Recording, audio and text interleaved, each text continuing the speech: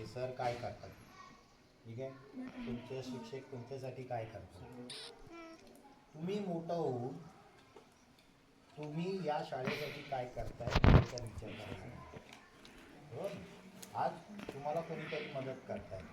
तुम्ही मोठं होऊन चांगलं शिक्षण तुमचं झाल्यानंतर या गावातून बाहेर गेले की कुठेही गेले, चांगलं कमवलं, ठीक आहे. आणि ते कमवल्यानंतर पण ते असंच तुमचं कोणतरी लहान पोरं येणार, त्या लोकांना तुम्ही मदत करावी, हे आठवण तुम्ही आयुष्यभरात ठेवायला पाहिजे. एवढंच मी बोलतो. आणि कचरा टाकू नका, आजूबाजूचा परिसर व्यवस्थित ठेवा. पोरांनो, झाडू मारता का तुम्ही लोक, की फक्त गर्ल्सच मारतात? करतात ना, गुड गुड. त्याच्यामध्ये काय भेदभाव नाही.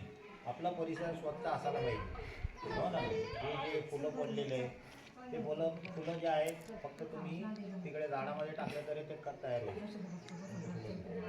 आणि all the best and thanks to all everyone like Banerjee, Nana Patil, Vinod, Sunil आणि जेवढं मित्रमंडळी आहे तुम्ही बघताय की आम्ही फक्त एवढं लोक नाही त्यांनी मदत केलेली. आमच्या पाठीमागे बरंच लोक आहेत या कार्यक्रमासाठी त्यांनी फंडिंग पण केलेलं आहे, मदत केलेलं आहे. त्या सर्वांचा मी आभार मानतो.